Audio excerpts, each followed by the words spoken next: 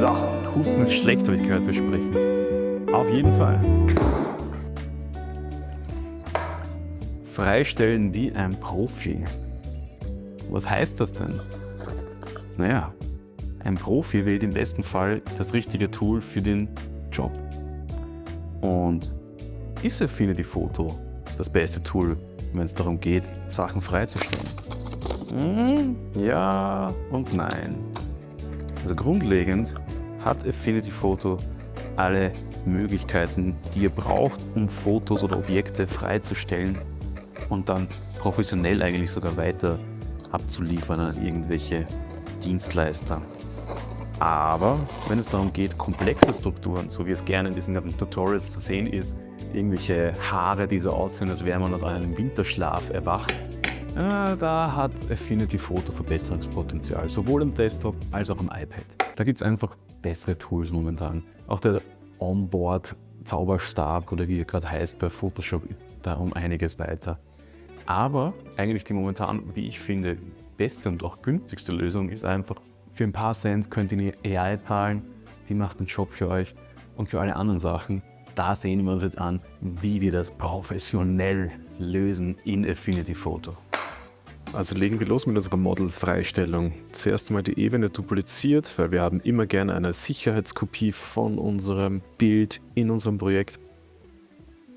Und dann fangen wir schon an mit der Bereichsauswahl, nicht?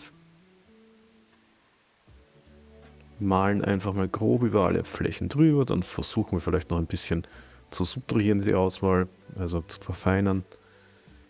Aber das funktioniert mal besser, mal schlechter. Immer ein bisschen hin und her spielen ist es dann. Pinsel auch verkleinern, hilft dann doch meistens. Aber ja, die Geduld ist ein Hund. Dann nutzen wir die tatsächliche Verfeinerung der Auswahl für Bereiche wie die Haare. Das ist nämlich dann, wo die Magie dann zum Arbeiten kommt. Da malen wir einfach mal über die Bereiche drüber, wo wir ein bisschen eine feinere Auswahl haben wollen als in den restlichen Bereichen. Einfach drüber malen, das muss jetzt gar nicht genau sein. Die Magie passiert dann genau in der Verrechnung von dem Ganzen. Wenn das so leicht rötlich ist, ja, dann haben wir eine gewisse Transparenz drinnen nachher, wenn wir eine Maske aus dem Ganzen machen. Jetzt bestätigen wir das, dann kriegen wir eine Auswahl. Wir sehen schon, die Auswahl ist vielleicht nicht überall perfekt jetzt, ja. Das soll uns aber nicht weiter stören, weil das können wir gleich dann im nächsten Arbeitsschritt verfeinern, beziehungsweise ist ein ganz normaler Arbeitsschritt. Man ist einfach auch zum Lernen, wie geht man um mit solchen Masken. Jetzt fügen wir mal eine Maskierungsebene hinzu und wir sehen schon, eigentlich sieht das schon ganz gut aus, muss ich gestehen. Geben wir mal eine Hintergrundfarbe hinzu. Ist nämlich auch nicht ganz unwichtig zu wissen, worauf stellt man eigentlich frei. Also wenn ihr wisst, das kommt auf einem blauen Hintergrund, nehmt euch vielleicht eine blaue Ebene. Wenn ihr irgendwas Neutrales haben wollt, so wie wir jetzt da, irgendwie, dass das halt auf jedem Untergrund gut funktioniert, ein grelles Grün wie in einem Greenscreen ist auch nicht schlecht einfach. Aber wenn ihr wisst, es ist ein weißer Hintergrund und ihr habt da irgendwie weiße Bereiche, die nicht rauskorrigiert kriegt, irgendwie so. Es muss nicht immer perfekt sein, also die Freistellung. Der Effekt muss gut verkaufbar sein. Und jetzt malen wir hier mal einfach rein in die Ebenenmaske und korrigieren diese Bereiche, die in unserer automatisierten Auswahl nicht ganz so perfekt waren. Wie gut, schlecht, das obliegt euch selber. Ihr das machen wollt. Hier das kleine Kinn korrigieren. Das ist grundlegend ein guter Tipp, würde ich sagen, immer zu wissen, wofür macht man das Ganze. Also wenn es einfach nur als Übung ist, klar, dann macht man es perfekt. Wenn es für einen Job ist, für einen anderen, macht man es auch perfekt. Wenn es aber nur für die Grußkarte, für die nächste Weihnachtseinladung ist oder für ein YouTube-Cover, hey, dann ist doch das schon richtig gut, dann ist es doch perfekt. Braucht man mehr? Heute schon, weil wir haben ein Video namens Freistellen wie ein Profi und da dürfen Pfade nicht fehlen. Pfade sind des Freistellers bester Freund. Mit dem Zeichenstiftwerkzeug fahren wir einfach mal grob, wirklich grob die Kontur nach und schließen diesen Pfad auch dann. Und wenn wir das gemacht haben, dann duplizieren wir mal einfach zum Spaß wieder unsere Ebene mit der Maske und löschen aber diese Alpha-Maske und ziehen das in unsere Kurve rein. und blenden das drunterliegende aus und dann sehen wir, es wird schon maskiert durch diese Kurve. Wir haben erfolgreich eine Vektormaske erstellt. Jetzt fügen wir mit dem Ankerpunktwerkzeug neue Punkte hinzu und passen diese Kurve so an, wie wir das wollen. Also sprich in dem Fall wollen wir ihn natürlich freistellen, also passen wir die Kurve an seine Silhouette an.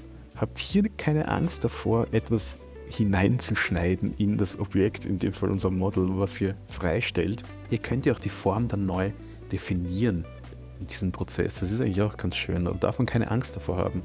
Im Endeffekt weiß ja keiner, wie die Ursprungsform war. Wie dick war sein Arm wirklich? Weiß keiner, nur ihr. Das ist ein Geheimnis zwischen euch und diesem Programm. Aber es ist besser, ein bisschen mehr weggenommen zu haben als zu wenig, weil dann habt ihr irgendwo diese Farbblitzer und das wollen wir nicht. Wir wollen hier eine gute, saubere Freistellung. Und ja, vielleicht ist es schon aufgefallen, wir haben den Haarbereich freigelassen.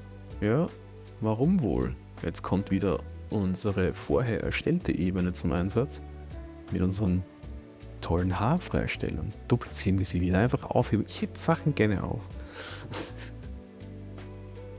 Blenden wir die andere wieder aus, das ein und wir sehen schon, wie weich eigentlich vorher diese Kante war von dieser anderen Maske, die wir erstellt haben, wie hart unsere neue war, wie hart und perfekt, wunderschön, wundervoll. Also blenden wir mal wieder unsere Ebene ein mit der maskierten Freistellungsebene, also mit der Maskierungsebene und jetzt löschen wir aber alles mal außer die Haare. Und ja, wir vereinen jetzt das Beste aus beiden Welten. Den Körper, der ja quasi aus harten Linien besteht, in unserem Fall mit der wundervoll diffusen Freistellung der Haare. Dann korrigieren wir dann noch die Übergänge, weil da habe ich ein bisschen zu viel weggenommen. Das sie natürlich vermeiden lassen können, aber ist ja nicht schlimm. Gehen wir einfach ein bisschen drüber, korrigieren das, da nehmen wir noch ein bisschen von dieser Fussiness weg, die durch die Maskierung entstanden ist. Machen es auch ein bisschen härter. Gerade bei Haare kann es ja auch ein bisschen ungenauer sein. Haare sind ja keine präzise Angelegenheit. Einfach entlang. Ja, da kann man generell weiche Details da vielleicht einarbeiten bei den Augenbrauen. Aber das ist was, wo man sich reinfuchsen kann, um dann wirklich das letzte Tüpfelchen Perfektion reinzubringen. Ja. Gut genug fürs Erste. Und eben, ihr seht schon, wir haben da schon ziemlich eigentlich, was will man mehr? Was will man mehr?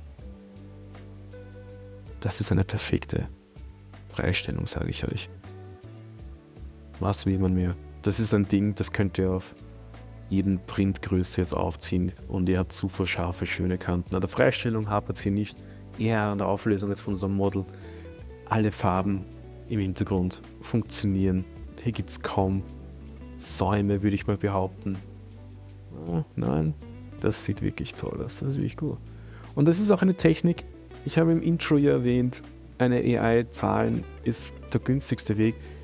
Auch wenn ich das professionell nutzen würde für eine Kundenarbeit, also wenn ich es nutze, würde ich zum Beispiel die Haare mittels AI freistellen. Würde es aber dann trotzdem genauso kombinieren, wie ich es jetzt gezeigt habe, mit dem Körper. Also den Körper immer mit Vektoren freistellen, so gut es geht. Natürlich gibt es auch Kleidungsstücke, die mal ähnlich sind zu Haaren, also wenn das irgendetwas ist, Schleier von einem Kleid, der irgendwo auch Transparenzen hat oder der einfach feine Strukturen hat, dann kann man natürlich auch auf diese Methodik zurückgreifen.